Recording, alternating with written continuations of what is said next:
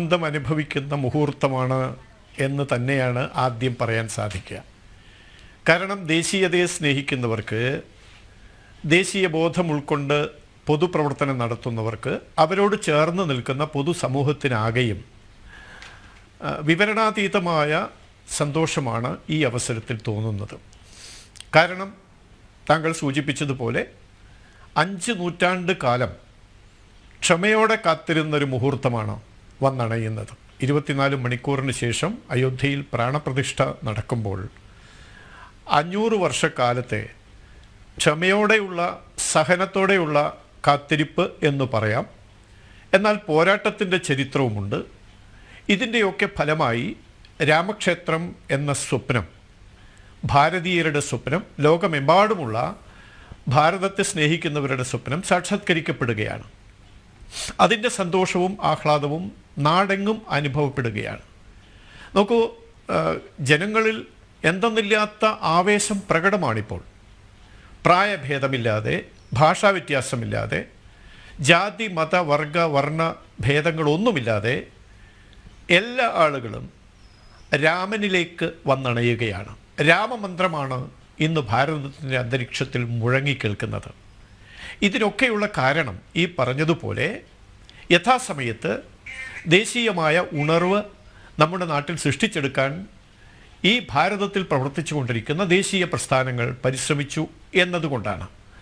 അതിൻ്റെ ഫലമായി ജനങ്ങളിൽ നിഷേധിക്കപ്പെടാൻ കഴിയാത്ത, മറ്റാരും ചോദ്യം ചെയ്യപ്പെടാൻ സാഹചര്യമില്ലാത്ത ഉദാത്തമായ ലക്ഷ്യബോധം രൂപപ്പെടുകയും ആ ലക്ഷ്യബോധത്തിനനുസരിച്ച് പ്രവർത്തിക്കാനുള്ള സന്നദ്ധത പ്രകടമാക്കുകയും ചെയ്തു എന്നുള്ളതാണ്. അതാണ് നാളെ അയോധ്യയിൽ ഉച്ചനേരത്ത് ഏതാണ്ട് ഇതേ സമയത്ത് നടക്കാൻ പോകുന്ന മഹത്തായ കർമ്മം എന്നാണ് ആദ്യമേ തന്നെ പറയാൻ സാധിക്കുക. കേരളത്തിൽ പൊതുവെ അങ്ങനെയുള്ള പ്രതികരണങ്ങൾ കണ്ടില്ലെങ്കിലാണ് അത്ഭുതം എന്ന് ഞാൻ പറയും. കാരണം കേരളത്തിലെ ജനങ്ങളുടെ മാനസികാവസ്ഥയെ സ്വാധീനിച്ച കുറേയധികം ചിന്താധാരകളുണ്ട്. ആ ചിന്താധാരകളെ വൈദേശികം എന്ന് നമുക്കാകെ ചേർത്ത് പറയാം. ഒന്നുകൂടി അതിനെ വിപുലീകരിക്കുകയാണെങ്കിൽ 3 വ്യത്യസ്ത ആശയഗതിക്കാരാണ് കേരളീയ മനസ്സിനെ പലപ്പോഴും സ്വാധീനിക്കുന്നത് എന്ന് കാണാൻ പ്രയാസമില്ല. ആ 3 വ്യത്യസ്ത ധാരകൾ ഏതൊക്കെയാണ്?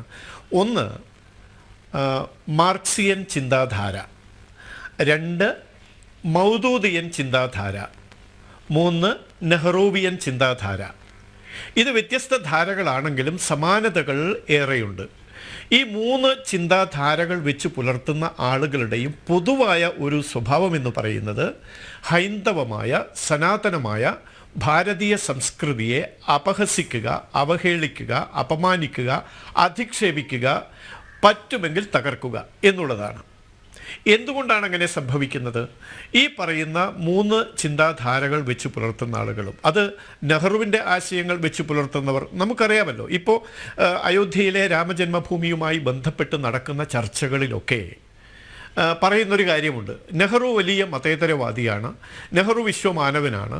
അതുകൊണ്ട് 1948 അയോധ്യയിൽ രാമക്ഷേത്രത്തിനുള്ളിൽ രാംലല്ല വിഗ്രഹം പ്രത്യക്ഷപ്പെട്ടു എന്ന് വാർത്ത കേട്ട ഉടനെ അവിടെയുള്ള ജില്ലാ കലക്ടറോട് ജവഹർലാൽ നെഹ്റു പറഞ്ഞു, ആ വിഗ്രഹം എടുത്ത് സരയൂവിൽ എറിയൂ എന്ന് നെഹ്റു പറഞ്ഞിട്ടുണ്ട് എന്ന് നെഹ്റുവിൻ്റെ മതേതരത്വത്തെ സാക്ഷ്യപ്പെടുത്താൻ വേണ്ടി നെഹ്റുവിന് വേണ്ടി വാദിക്കുന്ന ആളുകൾ, അല്ലെങ്കിൽ രാമജന്മഭൂമി പ്രസ്ഥാനത്തെ അപഹസിക്കാൻ വേണ്ടി പരിശ്രമിക്കുന്ന ആളുകൾ സ്ഥിരം പറയുന്നൊരു കാര്യമാണ്.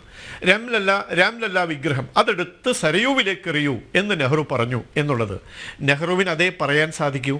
കാരണം അദ്ദേഹം തന്നെ സ്വയം വെളിപ്പെടുത്തിയിട്ടുണ്ട്, ഞാനൊരു അവിയൽ വ്യക്തിത്വത്തിനുടമയാണ് എന്ന് നെഹ്റു വെളിപ്പെടുത്തിയിട്ടുണ്ട്. നെഹ്റു എന്നുള്ള നമ്മുടെ ഭാരതത്തിൻ്റെ ആദ്യത്തെ പ്രധാനമന്ത്രി, സ്വാതന്ത്ര്യ സമര സേനാനി ഒക്കെ ആയിട്ടുള്ള ആ ചരിത്ര പുരുഷനോടുള്ള എല്ലാ ബഹുമാനങ്ങളും നിലനിർത്തിക്കൊണ്ട് തന്നെ പറയട്ടെ, അദ്ദേഹം സ്വയം വെളിപ്പെടുത്തിയത് ഞാനൊരു അവിയൽ വ്യക്തിത്വത്തിൻ്റെ ഉടമയാണ് എന്നാണ്. എന്ന് വെച്ചാൽ ഞാൻ ജന്മം കൊണ്ട് ഭാരതീയനാണ്, ഞാൻ വിദ്യാഭ്യാസം കൊണ്ട് പാശ്ചാത്യനാണ്, മതം കൊണ്ട് ഇസ്ലാമാണ്. അങ്ങനെ പലതരത്തിൽ അദ്ദേഹം സ്വയം വ്യാഖ്യാനിച്ചിട്ടുണ്ട്. ആ വ്യാഖ്യാനത്തിനുടമയായ നെഹ്റു അദ്ദേഹം സരയൂവിലേക്ക് രാമവിഗ്രഹം എടുത്തെറിയാൻ ആവശ്യപ്പെടുന്നത് അതിശയകരമല്ല. കാരണം അങ്ങനെയാണ് അദ്ദേഹത്തിൻ്റെ ചിന്താഗതി. ഭാരതത്തിൻ്റെ ദേശീയതയോട്, ദേശീയ സങ്കല്പങ്ങളോട് ഒരിക്കൽ പോലും ചേർന്ന് നിൽക്കാൻ താല്പര്യം കാണിച്ചിട്ടില്ലാത്ത ആളാണ് നെഹ്റു. അതുകൊണ്ട് തന്നെ നെഹ്റുവിയൻ ചിന്താധാര വെച്ച് പുലർത്തുന്ന ആളുകൾ, അല്ലെങ്കിൽ നെഹ്റുവിയൻ സങ്കല്പം സ്വപ്നമായി സ്വീകരിച്ചിരിക്കുന്ന ആളുകൾ തീർച്ചയായും രാമക്ഷേത്ര പ്രസ്ഥാനത്തെ, രാമജന്മഭൂമിയിലെ ക്ഷേത്ര നിർമ്മാണ പ്രവർത്തനങ്ങളെ അംഗീകരിക്കില്ല എന്ന് മാത്രമല്ല, തരം കിട്ടുമ്പോഴൊക്കെ അപഹസിക്കുകയും ചെയ്യും. ഒന്ന്. രണ്ട്, മാർക്സിയൻ ചിന്താധാരയാണ്. മാർക്സിയൻ ചിന്താധാരയെക്കുറിച്ച് നമുക്ക് എങ്ങനെയാണ് വിശകലനം ചെയ്യാൻ സാധിക്കുക? നമ്മുടെ കേരളത്തിൽ തന്നെ നമ്മൾ കേട്ട ചില മുദ്രാവാക്യങ്ങളും ശീലുകളും ഒക്കെ ഉണ്ടല്ലോ. എന്താണ്, ക്ഷേത്രങ്ങൾ തകർത്ത് അവിടെയൊക്കെ മരച്ചീനി കൃഷി നടത്തണം, അങ്ങനെ ജനങ്ങളുടെ പട്ടിണി മാറ്റാം എന്ന് പറയുന്ന കൂട്ടരാണ്. രാമായണം ചുട്ടുകരിക്കാൻ കഴിയുമെങ്കിൽ അതാണ് ഏറ്റവും വലിയ പുരോഗമനം എന്ന് ജനങ്ങളെ പഠിപ്പിക്കുന്നവരാണ്. അതുപോലെ വിവേകാനന്ദ സ്വാമിജിക്ക് വിവേകാനന്ദ പാറയിൽ സ്മാരക മന്ദിരം ഉയർത്താൻ വേണ്ടി ദേശീയ ശക്തികൾ മുന്നോട്ട് വന്നപ്പോൾ ഭാരതത്തിലെ എല്ലാ സംസ്ഥാന സർക്കാരുകളും ആ പരിശ്രമത്തിന്, ആ സംരംഭത്തിന് സാമ്പത്തിക സഹായം ചെയ്യാൻ മുന്നോട്ട് വന്നപ്പോൾ കേരളത്തിൻ്റെ മുഖ്യമന്ത്രിയായിരുന്ന എം ശങ്കരൻ നമ്പൂതിരിപ്പാട് എന്താ പറഞ്ഞത്? ഇത്തരമൊരു ബൂർഷ്വാ സന്യാസിക്ക് സ്മാരകം പണിയാൻ ചില്ലി കാശ് പോലും ഞാൻ തരില്ല എന്ന് പ്രഖ്യാപിച്ച ആളാണ് എം ശങ്കരൻ നമ്പൂതിരിപ്പാട്. അപ്പോൾ ദേശീയമായതെന്തിനേയും, ഹൈന്ദവമായതെന്തിനേയും, സനാതനമായതെന്തിനേയും, ഭാരതീയമായ എന്തിനേയും തകർക്കുക, അപഹസിക്കുക, അപമാനിക്കുക എന്നൊക്കെയാണ് അവരുടെ രീതി. അതുകൊണ്ട് അവരും സ്വാഭാവികമായും ഈ പറഞ്ഞതിൻ്റെ എല്ലാം പ്രതീകാത്മകമായ പ്രസ്ഥാനം എന്ന നിലയ്ക്ക് രാമജന്മഭൂമി പ്രസ്ഥാനത്തെ എതിർക്കും, രാമക്ഷേത്ര നിർമ്മാണത്തെ എതിർക്കും, സ്വാഭാവികമാണ്. ഇനി മൗദൂദിയൻ കൂട്ടരെക്കുറിച്ച് പറയുകയാണെങ്കിലോ, മൗലാന മൗദൂദി എന്നറിയപ്പെടുന്ന ആള് ജമാഅത്തെ ഇസ്ലാമി എന്ന് പറയുന്ന പലപ്പോഴും രാഷ്ട്രവിരുദ്ധ നിലപാട് സ്വീകരിച്ചിട്ടുള്ള ഒരു സംഘടനയുടെ സ്ഥാപകൻ കൂടിയാണെന്ന് നമ്മൾ ഓർക്കണം. രാഷ്ട്രീയ ഇസ്ലാം, പൊളിറ്റിക്കൽ ഇസ്ലാം എന്ന തരത്തിൽ ആക്രാമികമായ ഒരു സങ്കല്പം ഇസ്ലാമിക വിശ്വാസികളായ യുവാക്കളിലേക്ക് പടർത്തിവിടാൻ മനഃപൂർവ്വം പരിശ്രമിച്ചിട്ടുള്ള ആളാണ് മൗലാന മൗദൂദി. അതുകൊണ്ട് തന്നെ ഇസ്ലാമികമായ എന്തിനേയും അന്ധമായി അനുകരിക്കുകയും ന്യായീകരിക്കുകയും ഇസ്ലാമിൻ്റെ പേരിൽ നടന്നിട്ടുള്ള ഏത് തരം രാഷ്ട്രവിരുദ്ധമായ പ്രവർത്തനങ്ങളെയും അത് വലിയ തോതിൽ പാടിപ്പുകഴ്ത്തുകയും ഒക്കെ ചെയ്യുന്ന ഒരു രീതിയാണ് ഈ മൗദൂദിയൻ ചിന്താധാര വെച്ച് പുലർത്തുന്ന ആളുകൾക്കുള്ളത്. അപ്പോൾ സ്വാഭാവികമായും അയോധ്യയുടെ ചരിത്രം നമ്മൾ പരിശോധിച്ചാൽ നമുക്ക് എന്താ കാണാൻ സാധിക്കുക? ബാബർ എന്ന് പറയുന്ന വിദേശ അക്രമി, പേർഷ്യയിലും മധ്യേഷ്യയിലുമൊക്കെ വലിയ സാമ്രാജ്യം സ്ഥാപിച്ച തിമൂർ വംശത്തിൽ, ആ പരമ്പരയിൽപ്പെട്ട ആളാണ് ബാബർ. നമുക്ക് ചരിത്രമൊക്കെ അറിയാവുന്നതാണല്ലോ. മംഗോളിയൻ വംശജനാണ്, തുർക്കോ മംഗോൾ വംശജൻ എന്നാണ് ബാബറിനെ കുറിച്ച് പറയുന്നത്. അപ്പം അങ്ങനെയുള്ള ബാബർ ജിഹാദ് നടത്താൻ വേണ്ടിയാണ് ഭാരതത്തിലേക്ക് വന്നത് എന്ന് അദ്ദേഹത്തിൻ്റെ പടനായകൻ മീർബാക്കി രേഖപ്പെടുത്തിയിട്ടുണ്ട്. ബ്രിട്ടീഷ് ചരിത്രകാരന്മാരൊക്കെ രേഖപ്പെടുത്തിയിട്ടുണ്ട്. അദ്ദേഹം അങ്ങനെ ജിഹാദ് നടത്താൻ വേണ്ടി ഭാരതത്തിലേക്ക് വരാൻ മറ്റൊരു പശ്ചാത്തലമുണ്ട്.